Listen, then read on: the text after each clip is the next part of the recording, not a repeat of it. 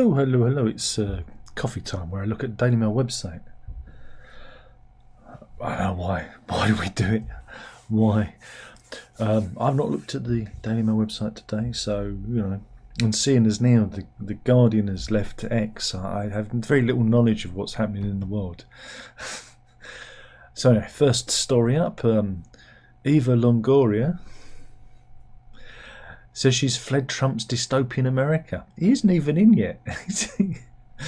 As the country will turn to a scary place. Apparently there's a growing celebrity exodus. And yeah, this is down to Donald's radical right-wing cabinet choices. She's, again, Eva Longoria, Texas-born actress who spent her whole adult life in California and said that she no longer wants to live in Los Angeles. Again, it's been... What was the last film she was in? Again, I can't remember. Here she is wearing a Harry Swartz t-shirt. I mean, it's real bad, isn't it? The old Trump derangement syndrome. It's really bad. So yeah, she's living in Mexico and Spain. Apparently, that's all right if you can do that. It's all right, isn't it? Does anyone care? It's her choice, isn't it, really? Who cares? Okay. I don't know what this is, but the headline has me intrigued. I'm going to read you the headline. Racist dogs to be banned from the Welsh countryside in Labour drive to make outdoors more inclusive. I don't know where to start. Are dogs racist? Reminds me of that Curb Your Enthusiasm episode with Larry David. Have you watched that one with the racist dog? Yeah, Labour-run Welsh government has been told to ban dogs from the countryside in a bid to make the outdoors anti-racist. Oh God, I don't think I'm going to survive this one. What have the dogs done? It wasn't the dogs that started the slave trade. I think the Welsh government have got it all wrong.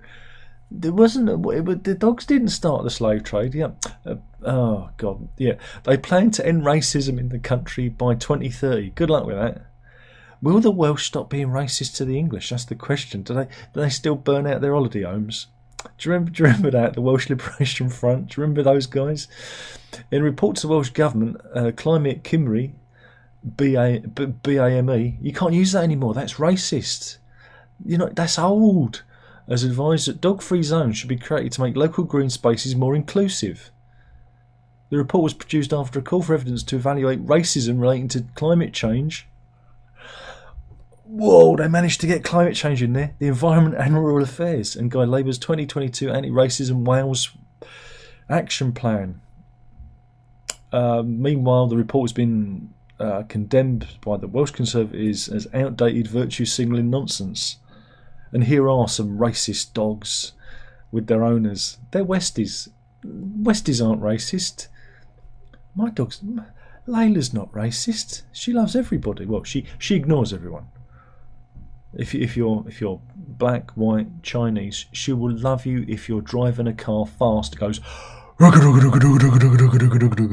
because she loves that. She doesn't really care much for people.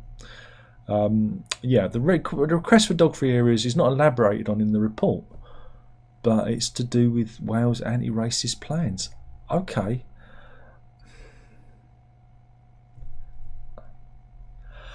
Where we live, right?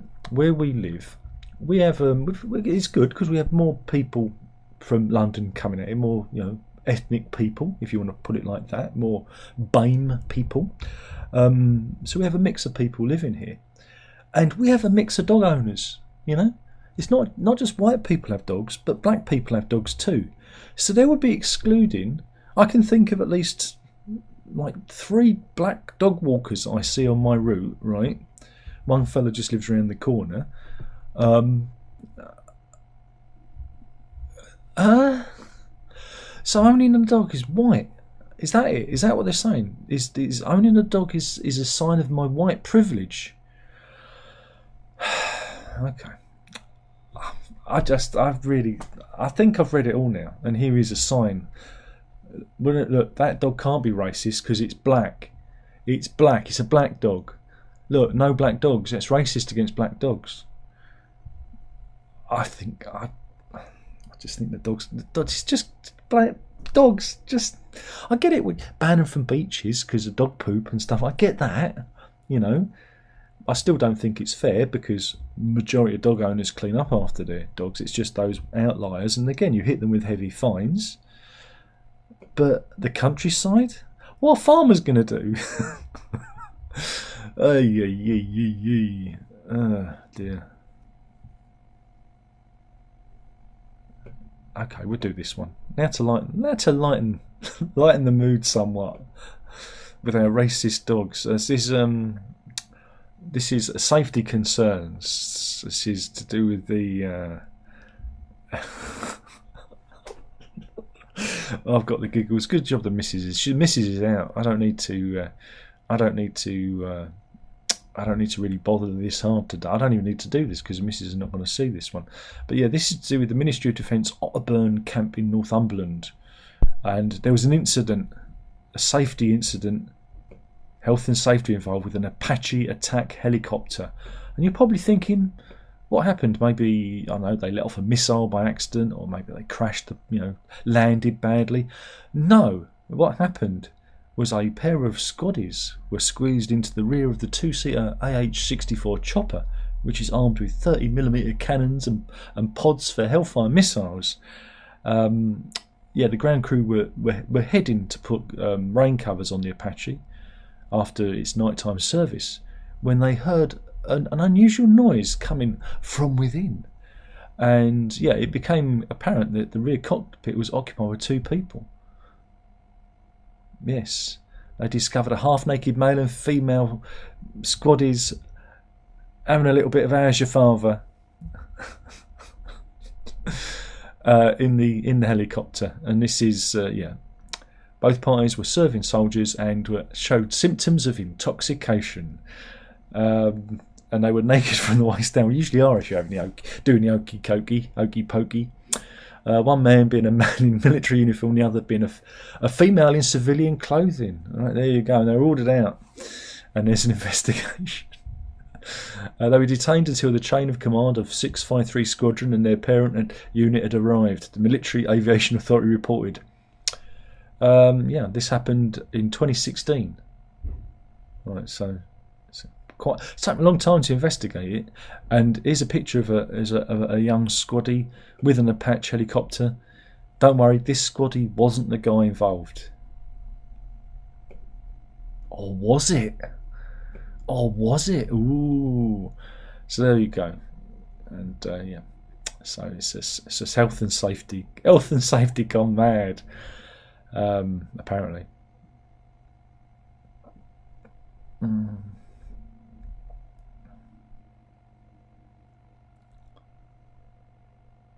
What else have we got? We have court news.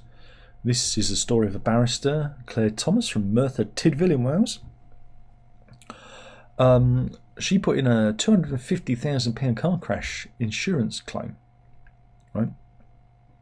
She said in the crash she'd suffered soft tissue injuries, migraines and psychological problems some 3 years after a van crashed into the rear of a stationary car back in 2016.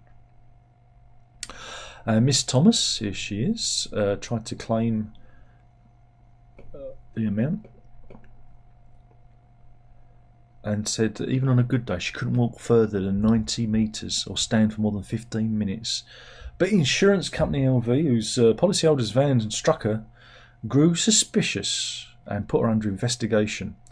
And they found that she was not being honest, and they got a number of pictures of her doing a waterfall walk. Remember, she couldn't walk for a long period of time. So they got a picture. This is the waterfalls near Colbren in the Brecon Beacons. Looks absolutely lovely, and she was spotted there. So that went against her. She also attended a music concert by the pop singer Pink, went on trips to Switzerland and Scotland and attended the Six Nations rugby games and volunteered to help at the Leeds Music Festival. So yeah, it didn't. A claim was soundly rejected. But now, disciplinary tribunal has disbarred the lawyer for her dishonest behaviour. So yeah, she's been kicked out. She's lost the bar, and yeah.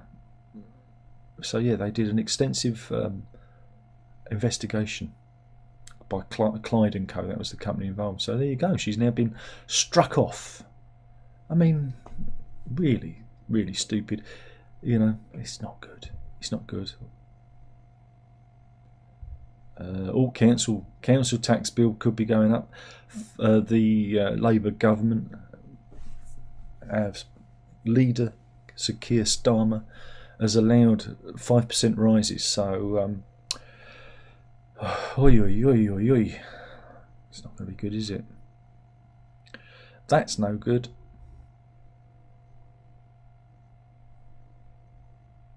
And have we got anything else? Oh, there's some stuff about I'm a Celebrity, but I don't want to read that.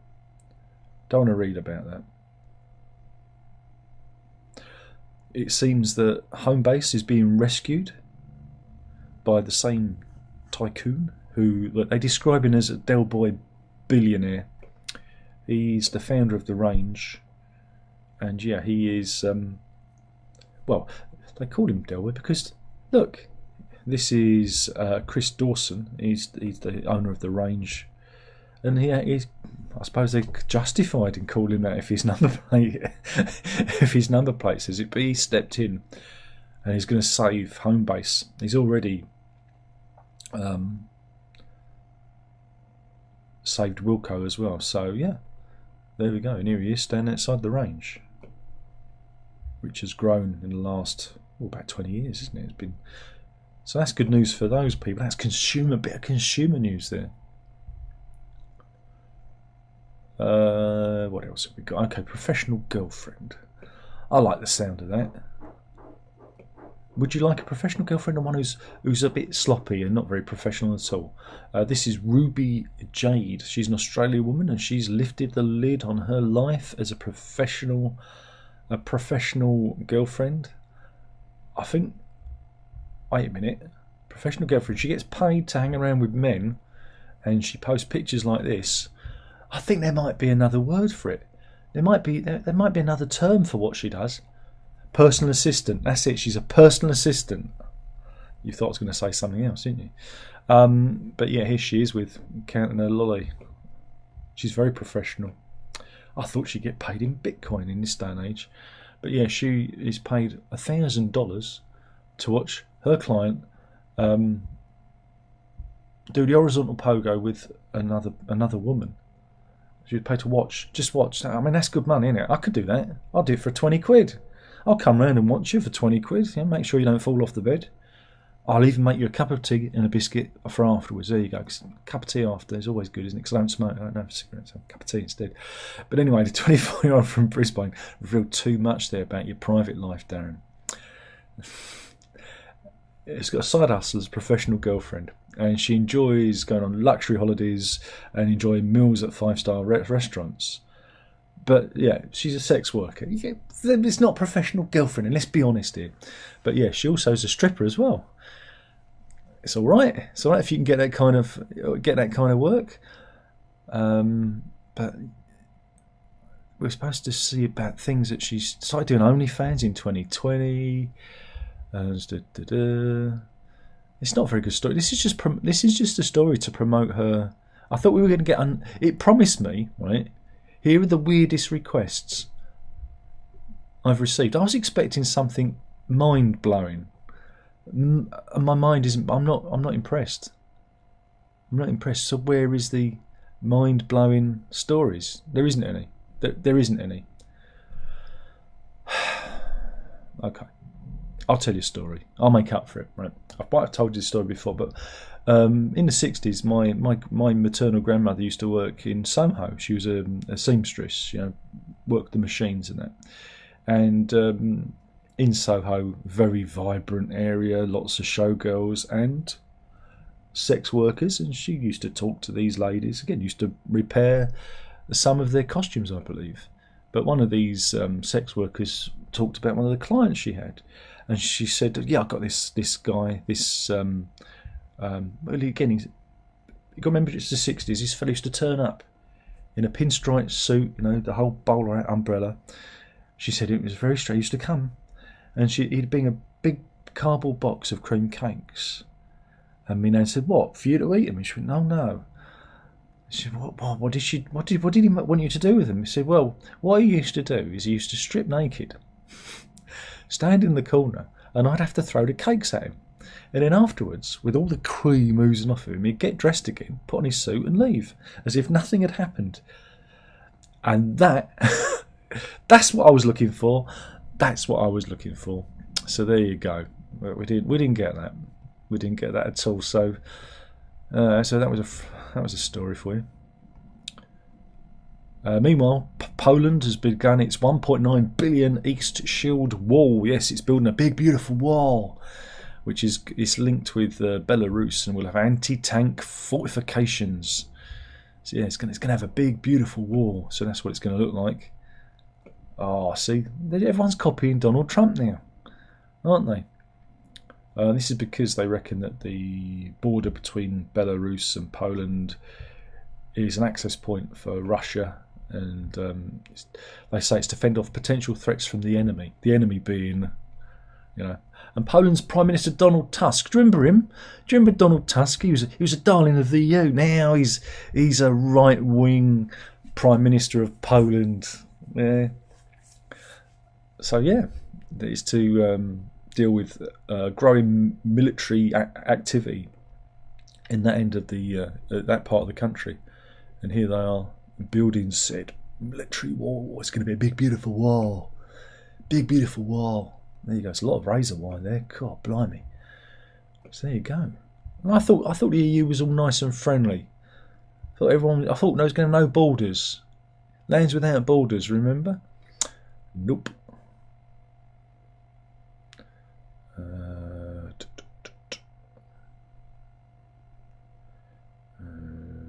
Can't we do that?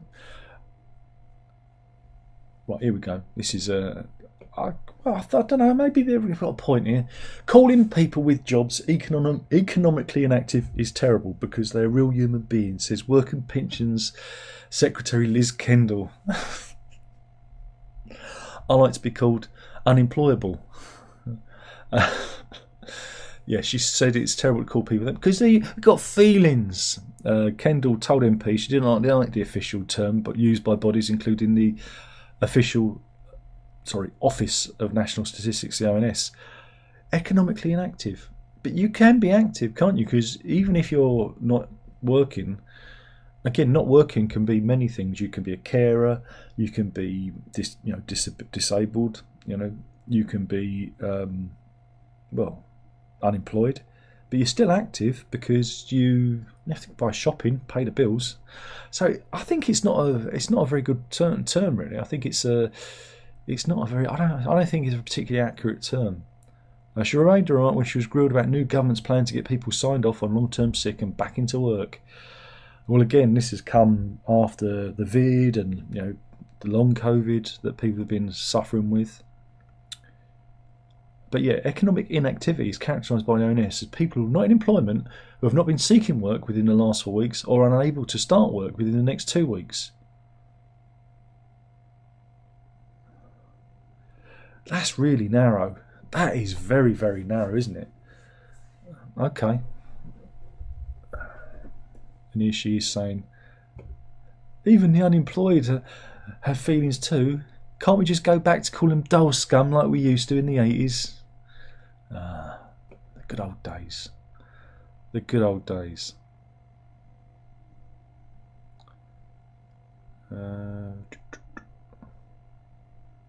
Meanwhile, we have a woke Christmas pantomime. Go on. Shall we? Yes, this is Beauty and the Beast, which stars Dame Maureen Lipman. Which theatre is it? Is it going to be at Richmond? At the Richmond Theatre, the 125-year-old Richmond Theatre. Is there a poster for it? No, there isn't. There isn't a poster. Oh, it's a shame. But here's a picture of the theatre. And why is it drawn the ire of the Daily Mail and been branded woke? Well, I'm going to tell you. I was just kind of building up the suspense there, building up. Yeah, basically, it won't contain any loud noises or scary bits, and there's a chill out room if things get a little bit too much. But yeah, there'll be lights on throughout, and none of the normal bangs and crashes will be featured. Show bosses report that attendees will be able to move around during the performance, which has no strobe lighting. Now, that I agree with. Strobe lighting, I find uncomfortable. You know, if I go like that, I say to the missus, "Is it over yet?" I don't. Again, strobe lighting just plays me up, so I can get behind that. Yeah, and locals fumed. One said it's going woke, and this is absurd. I guess it's via X. I thought they'd all be on Blue Sky. All be on Blue Sky by now. But yeah, again, people say not everyone struggles with the theatre. You know, I think it's good to have performances that, you know, that are for more sensitive people. Again, there are young children who are noise and light sensitive if they're on the autism spectrum, and I think that it's good to do that. But I also think you've got to have the scares and the shocks and the bangs and the crashes too, because that's part of pantomime. So I'm kind of half, 6 of one, half a dozen of the other with that. I think it's good to accommodate people that have issues, that are light sensitive, and I think it's also good to have the old-fashioned stuff too. I think you can accommodate both. You know, you can do like a matinee where it's more for the younger children, and the late night, not late night, but the evening performances for everyone else. So I think they've gone over mark. They've gone slightly over the mark. Oh yeah, it's Band-Aid again. It's the 40th anniversary, and they're releasing a mega mix of it with all the versions. All the versions, and there's even a new mix. I don't know about that.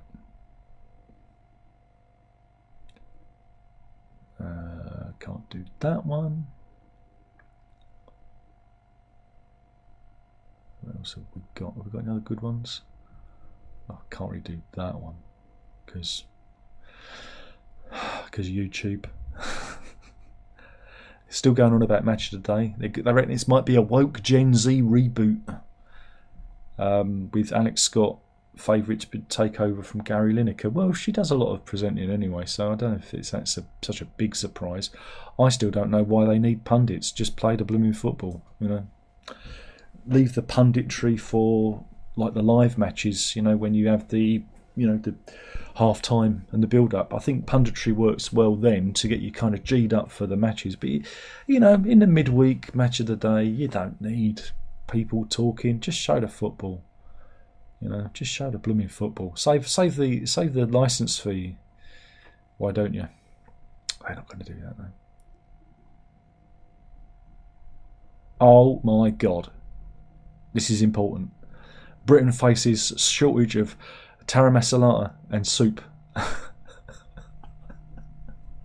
God damn it, for Christmas there's going to be industrial action at Bakkavor, one of the largest producers of dips, soups and ready meals, has led to shortage of the creamy Greek dip. There you go. This is over a dispute over pay. The company supplies supermarkets such as Waitrose, Marks and Spencer and Tesco, and they've been out of stock of their own brand tara masala. I mean, oh the humanity. Now, hashtag first world problem, anyone?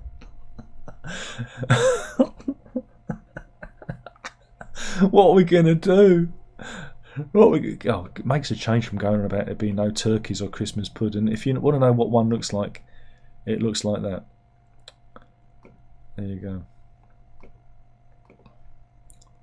And here are the strikers. It's the Unite Union. They're on strike at Spalding up in Lincolnshire.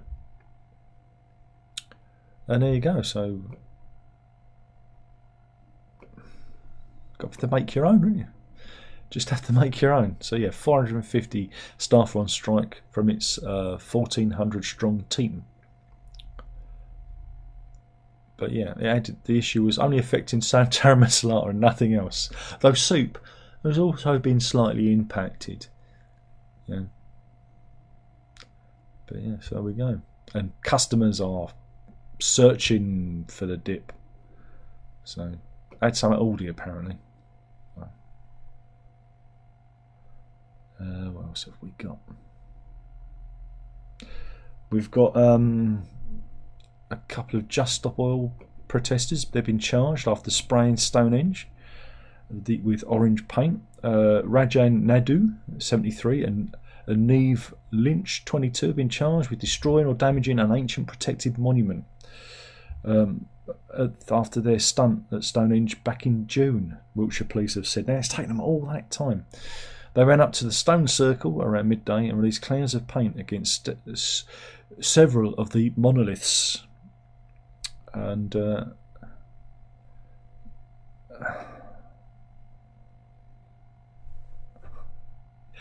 got to feel sorry for a minute. It's caring the community. That's what it is. Caring the community. They're not all there, are they? But yeah, Ms. Lynch was a student of University of Oxford. Is a youth representative at the British Trust of Ornithology, and an officer for the Oxford University's Nature Conservation Society. She also previously events team leader at Oxford Climate Society and a keen cricketer. There you go, and there they are, doing the do. We did cover it, I think, but yeah, they've been charged. We have to wait for that to go to court and see what happens. Sophie Stevens, Deputy Chief Crown Prosecutor for CPS Wessex, said the Crown Prosecution Service has authorised Wiltshire Police to charge Nadu Rajan and Neve Lynch with offences related to damage caused to the protected monument Stonehenge on 19th of June 2024. They will appear at Salisbury Magistrate Court on December 13th, 2024 for the first hearing. We'd like to remind all concerned that there are active criminal proceedings against these individuals and they have a right to a fair trial indeed. There must be no reporting, commentary or sharing of information online that may in any way prejudice these proceedings. Indeed, I would never do that, but that's all you've got to know. I don't think that prejudices it. That's a statement of fact. Them's the facts. So good luck with that. You know, but I'd like to see a fair trial. And yes, what else is there? Yeah, we've got an animal story. Excellent.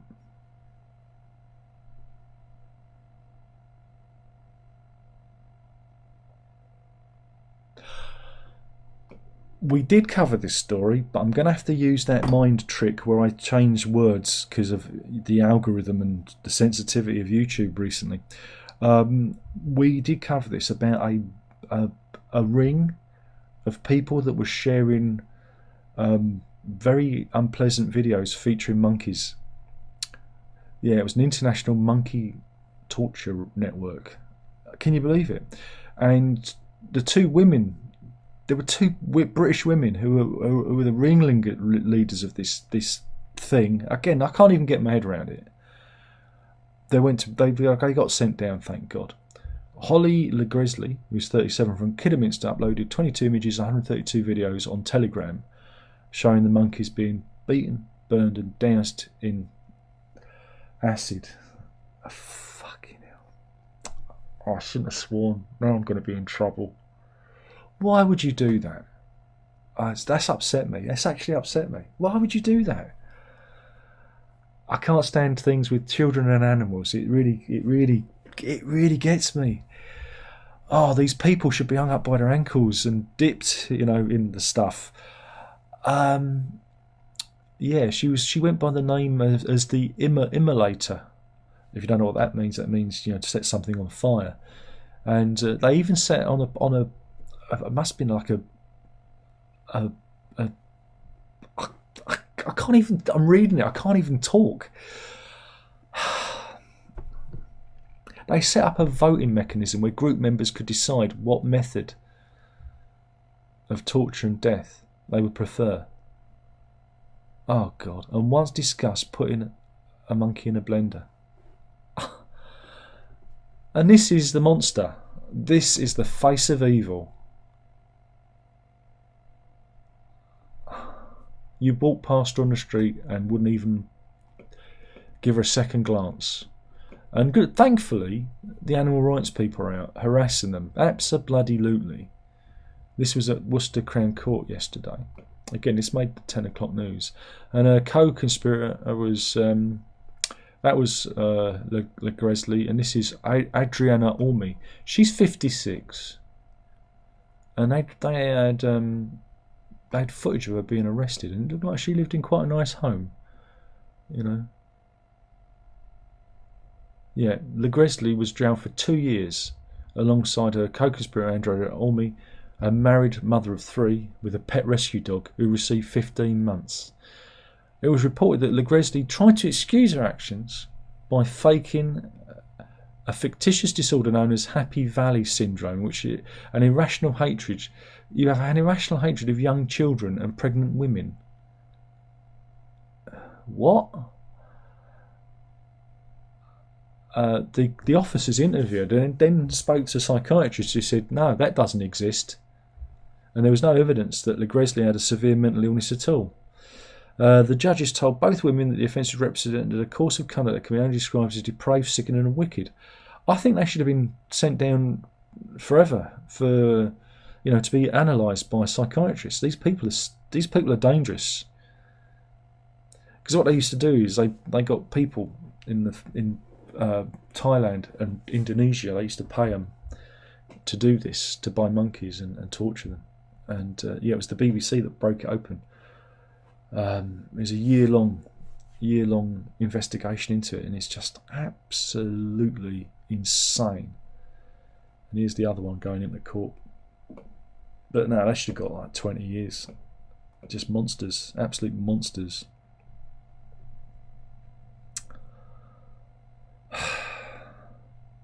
They got some of the quotes here, and some of the quotes. Look at this. This is what Orme, and that's the other one, said. It's funny. I love mental torture. It's funny what you can reach and see how they change. I would start effing them up mentally, then slowly a bit physically. Torture them, heal them, torture them, heal them. Keep them alive like this for as long as possible. Legresley added as well, I feel satisfied when I see the monkeys suffer. Makes me happy. What's the point of just killing them? That's no fun.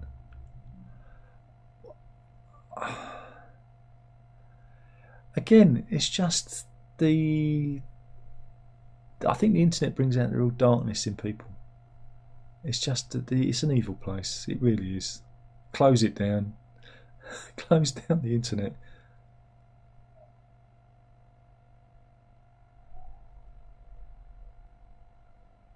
Okay, this is advertising news. A Swedish health firm is in trouble.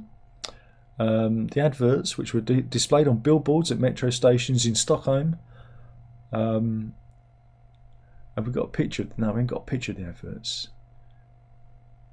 But I'm going to have to describe the adverts to you. It shows a woman with her underwear pulled down, reaching for a jar of tablets, and the posters read "Chaos down there. Don't worry." This is in Swedish, with the English phrase added, "You can't. See you next Tuesday on us." That doesn't make sense, but anyway. But yeah, they've fallen foul because they use the C word in their advertising. Health supplements company Elixir Pharma has been blasted by a Swedish advertising ombudsman for using the swear word to advertise people to use its happy vagina vitamins. I wonder where you take them. I wonder where you pop them. It ruled yesterday that the adverts used gross profanity in a way that was intended to cause offence. Really? It doesn't even make any sense. But yeah, the ombudsman added that the C word is the most shocking swear word. Nah, it's not. All that context in it. If I see you going on the street, oh, how you doing, you old C? How you doing, you old C? Term of endearment, isn't it? But if I say I'm going to F you up, you effing C, that means it's context. But yeah, Elixir Pharma has defended its marketing campaign, saying the use of the pun, it's a pun, is it? Was a conscious choice to challenge and break taboos surrounding women's abdominal health. Okay.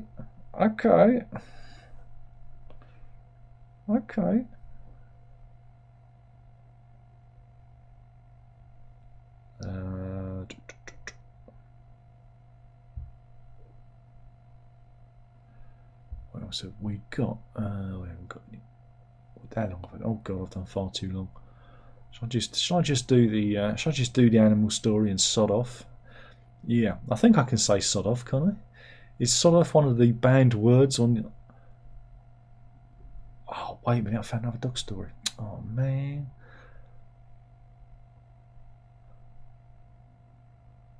Okay, well, I'm gonna sod off. Right, but I don't know if this is a good one because it's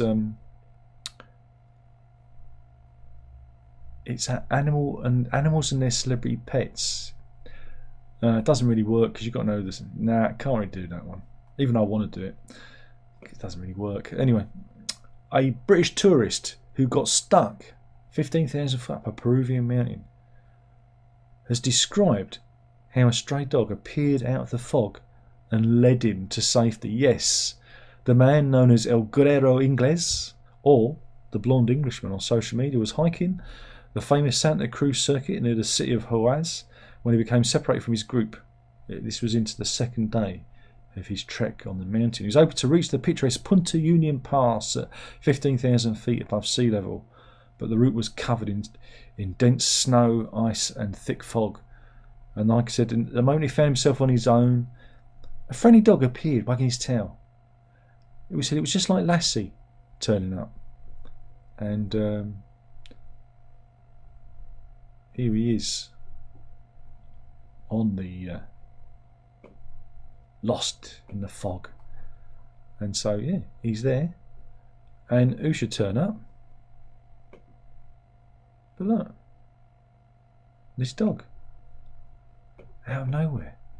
Here he is. He hasn't got a name because he's a stray. But yeah, he led him to safety through the fog. It was like Lassie himself had appeared and led him up. He said, I decided to trust his knowledge of the mountain. Imagine if he was a malevolent dog and he went, I'm going to lead him down this crevasse. He said the dog. He wondered what a dog could be doing up so high, and was surprised how it seemed to know the routes around the mountain. And it led him to a sign pointing towards his destination, the Punta Union. And when they reached the top of the mountain, the pair waited in silence together for other hikers to arrive. And from that moment, the stray dog remained close to the group of hikers as they continued on their trek. He said that incredibly, though, when they got back to the camp, there was another dog waiting for them, and the pair of them seemed to continue with the group for another 13.5 miles. A local later explained to the British tourist that the dogs near often follow hikers up the mountain, as if they were trained guides. Wow. And yeah, he's filmed it on his Instagram account, and you can be heard asking the dog, "What on earth are you doing up here? How did you get here?" So there you go. If you go up there, you might find a doggy friend who's going to lead you to safety. They really are man's best friend. Let's see if there's anybody on. 9 people in, 5 people like it. That means 4. They're just here for the sharp jabbing pains in their eyes. Hetty's in. They say, "Hey Darren, caught you early." Well, was I early? I don't know if I was. Pains this is afternoon. Latest news from 2016. Helicopter off. Exactly. But Payne, you are a Welshman. Tell me about your experience of racist dogs in Wales. Is it something that's peculiar to your neck of the woods? What does it all mean? Racist dogs. What?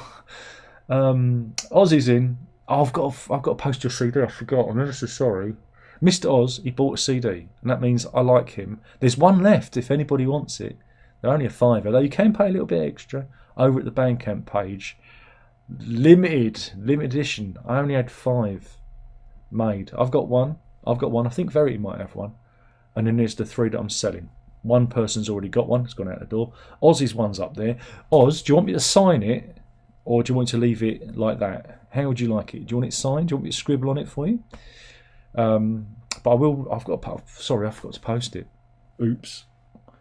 I got a bit distracted. I was fitting a new light in Herb's bedroom. I feel all manly. I do. Oh, I feel all manly. I was there with my screwdriver, taking the old one down. Just like the old days it was. Though an half difficult now with your eyes. I can't see what I'm doing, and my glasses are for reading. They were useless. It was like I need some sort of intermediary.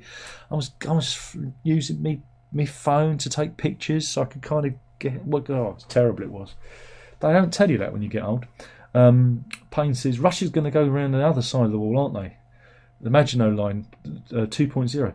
They're probably just the Russians. They've probably got a bloody tunnel.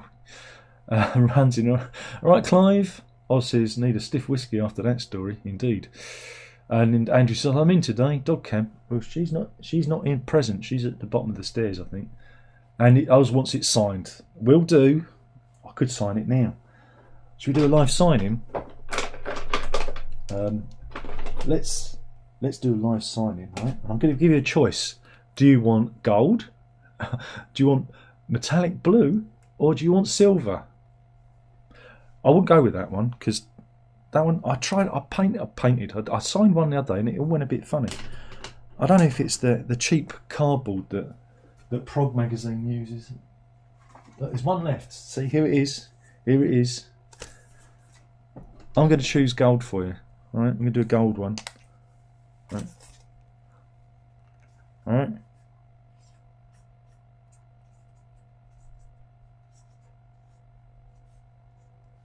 I'm going to do a smiley face.